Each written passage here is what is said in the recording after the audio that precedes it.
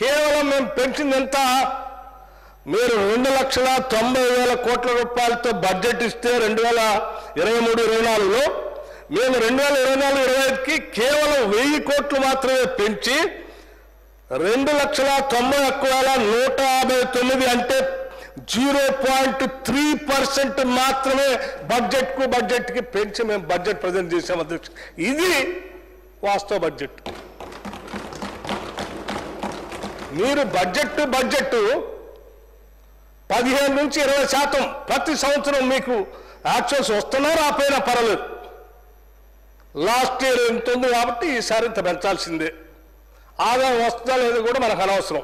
20-25 పెంచుకుంటూ పోయారు అధ్యక్ష. నేను ఏం చెప్తా ఉన్నా అంటే, అంతేకాదు ఈవెన్ ఈ సంవత్సరం కూడా మేము 25-26 కూడా మేము పెంచింది ఎంత అధ్యక్ష? బడ్జెట్ 2,91,159 కోట్ల బడ్జెట్ 2024-25 ఉంటే ఈ సంవత్సరం 2025-26 కేవలం 3,04,965 కోట్లు మాత్రమే. అంటే కేవలం 4.7% మాత్రమే మేము పెంచి బడ్జెట్ చేసాం అధ్యక్ష.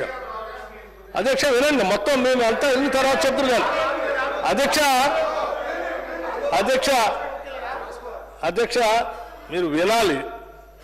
మేము చాలా జాగ్రత్తగా ఇలా బడ్జెట్ని అడ్డగోలుగా మీలా పెంచకుండా పోతే ఇక్కడ 3,04,000 ఆగాం.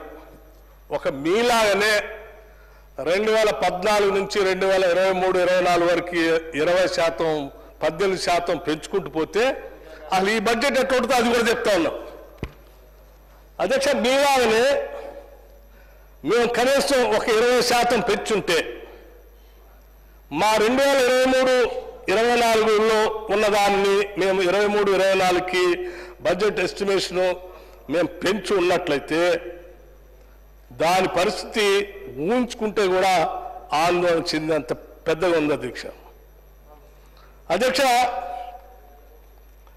మేము మీలాగా ఈ 2 సంవత్సరాలు 25-25 చేస్తే మొదటి దాంట్లో 3,33,955 కోట్లు పెంచాల్సి వచ్చేది. మేము కేవలం 2,91,000 ఆగాం.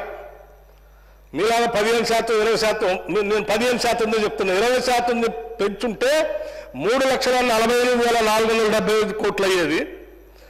కేవలం 15% పెంచితే 3,33,955 కోట్లు అయ్యేది. అట్లాగే ఇప్పుడు ప్రవేశపెట్టిన బడ్జెట్ కూడా అదే స్థాయిలో 20% పెంచుంటే ఇప్పుడు మేము ప్రవేశపెట్టినటువంటి బడ్జెట్ 25-25 4,18,170 కోట్లు అయ్యేది. 4,18,170 కోట్లు అయ్యేది. మేము అలా చేయకుండా మీలాగా 10 ఏళ్ళది నేను యావరేజ్ తీసుకున్నా. ఊహాగానాలు కాదు, ఇవన్నీ యాక్చువల్స్. దిర్ ఆల్ యాక్చువల్స్ అధ్యక్ష.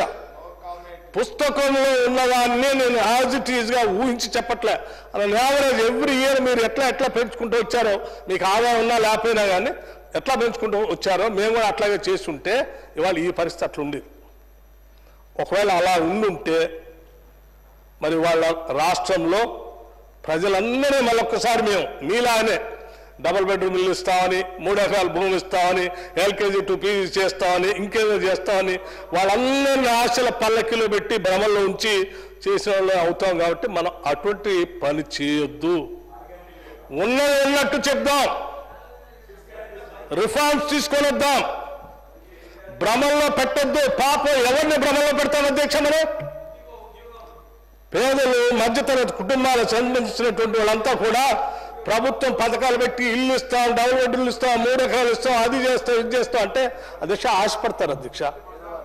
పెడతామంటే వస్తారు,